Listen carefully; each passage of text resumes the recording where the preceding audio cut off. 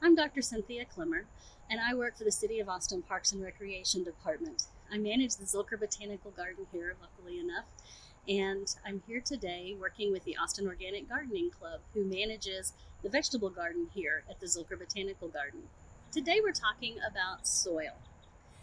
Talk to any good gardener, and they can usually really geek out on soil. We soil nerds, garden nerds, love soil. And that's because it's one of the most important components of the garden. The more you put into the soil, the more you're going to get out of the garden. It's that simple. So don't neglect your soil, and let's dig in a little bit and see what it's all about. Soil may look pretty solid, but almost half of it is made up of air and water space. And this is really important for good plant growth and just a good soil habitat. There's actually a lot of little critters that live down there in the soil, and that's their home. They need food and water and air just like we do, and that's what helps keep your garden soil thriving. The soil is home to lots of different organisms, everything from the microscopic things like fungi and bacteria up to organisms that we can see with our eyes. This would include worms that live in your soil, snails that crawl on top of your soil, centipedes, and all sorts of macroorganisms, and tons of different insects. Beetles, flies, all sorts of things you're going to see. And also, yes, of course, cockroaches.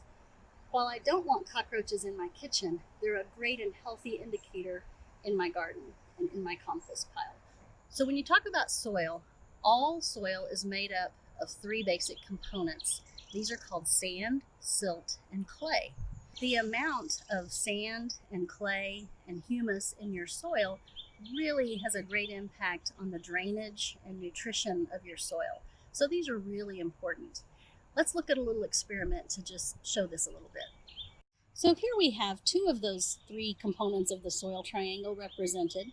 We have sand, and clay is represented with cat litter. And we're going to show how water drains through them. Sand has very big particles that are held together very loosely. So when you put water in a sandy soil, it pours right through very quickly. And the soil doesn't really hold the water very well. An example of that is, think about waves coming in on the beach. They just soak right through in an instant, and the water's not held up in the soil. Clay, on the other hand, is made up of lots of tiny, tiny particles of soil. And when you pour water on clay, it absorbs it, but it holds the water very tightly. That's why cat litter is a good absorptive for, well, cat litter, or also for oil spots on your driveway. It absorbs, but once it absorbs that water, it holds on to it. See how it's staying up at the top here? And it's still not very available to plant roots because the soil particles are charged and they hold on to that water really tightly. So the trick is to find something that will tighten up or hold more water than sand, but loosen up the water from clay. We have a great answer for this. Remember that fourth component that I told you about, the organic matter that's across the top of the ground wherever plants are decomposing? Well, we can represent this in our garden with compost and mulch, and this is why it's important to add these organic matters into our garden soil. Watch how, when I add water to this compost, it's sort of a good happy medium. The water drains quickly, but it will still be available for plant roots later. It's very soft and not hard and clumpy like clay would be.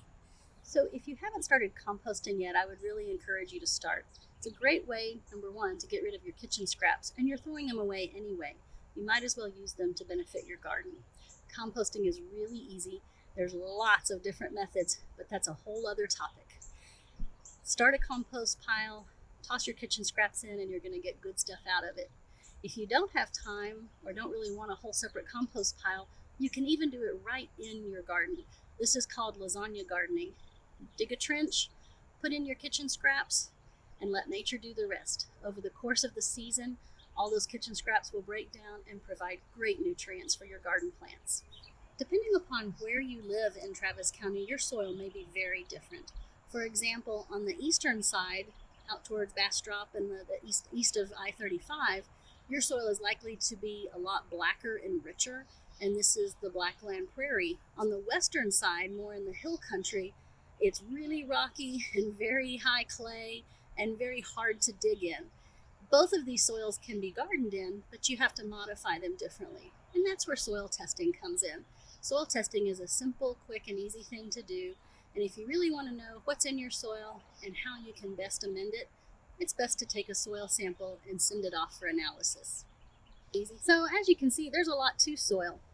I hope this has been helpful. Again, I'm Dr. Cynthia Klemmer at the Zilker Botanical Garden, and we're thrilled to be working with the Austin Organic Gardening Club to provide information and get it out there so that everybody can garden better. Stay tuned for another segment later on that digs a little deeper into composting. We could go on all day.